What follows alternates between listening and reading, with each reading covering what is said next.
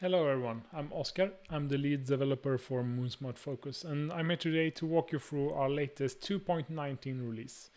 So in addition to the usual bug fixes and performance improvements, we have a bunch of new features in this release. We have the combined point and person mode that's been in alpha for a while. We have expanded controller support, active tracking depth. We have some full screen improvements. We have a full screen moon view editor. And various improvements for the moon post recording. So the first new feature is the combined point and person mode. It's been in alpha for a while and some of you have tried it out, but now it's being officially released and we're very happy with it. So to activate it, I just start by going to settings, go to interface and then to customize to the custom toolbar settings. And I just drag in the point and person button, and then I also probably want the priority switch button. So, and then I can go back, and you can see I have the buttons, and now I have a target on me, the person target, and then I also have the nearest point target. And I can easily switch between them, so I can pull the focus to the background. I don't have a focus puller with me, unfortunately, but so I have to do it automatically. And then I can switch back to having the target on me.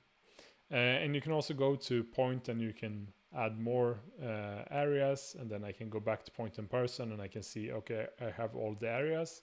I can switch over. I can select between the different areas in point mode. So the second feature I wanted to mention is active tracking depth. And we like to think of this as a sort of expanded depth of field for those sort of tricky situations where you need that. You can activate it by going to settings again, to interface, customize, and grabbing the magnet button. Go back, and when I click this, you can see that the tracking depth became very, very small. And you can configure exactly how small you want that to be. And I also have my Preston hand unit over here. And when I start to move the knob, you can see that the tracking depth also moves. So it's sort of, the tracking depth ends up being like 1 meter around the knob position, according to my settings. So if I move it to the back, I can get just the point area, or if I move to the front, I can get just me. So with this, you can set a very small tracking area, tracking depth, and only capture the targets you really want to see. But at the same time, you're not stuck at just one distance. So this can be very useful for crowd work or things like that, for example. And this works in autofocus mode and in manual mode, of course.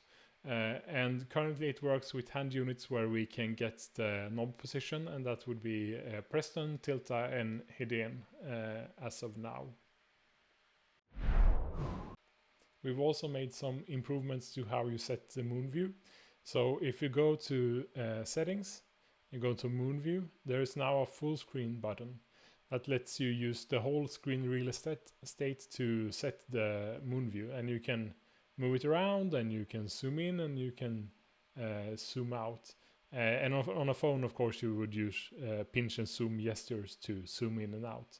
And this makes it a lot easier to really get a tight moon view, which is harder when you have to drag that really small area.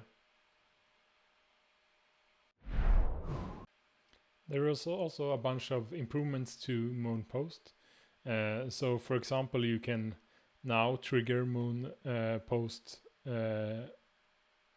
via run stop signal if you have a compatible camera and you plug the power to moon with RS support. There is also some improved naming formats for moon post, improved export flow, so you can export everything at once or delete everything at once.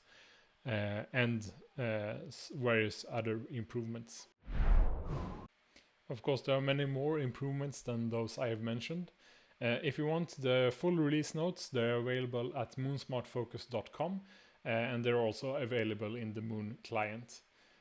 For example, we've added support for limiting the number of tracked targets. So for example, if you have a large crowd, you want to track no more than 3 people, the 3 closest people, without having to set a tracking depth limit. So we now added support for that. We've also added support for remembering external Wi-Fi connections, so you don't have to input the password every time.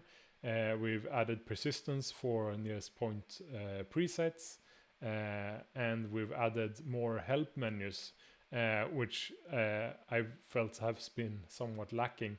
For example, if you go to settings and you go to interface and customize, there is now a help menu button here that goes through all of the different buttons that are available, because it's been a bit confusing before that there are just icons for some buttons and no explanation for what they do.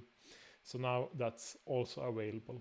But go ahead and read the release notes and update your systems to get all of the latest improvements and features from Moon Smart Focus.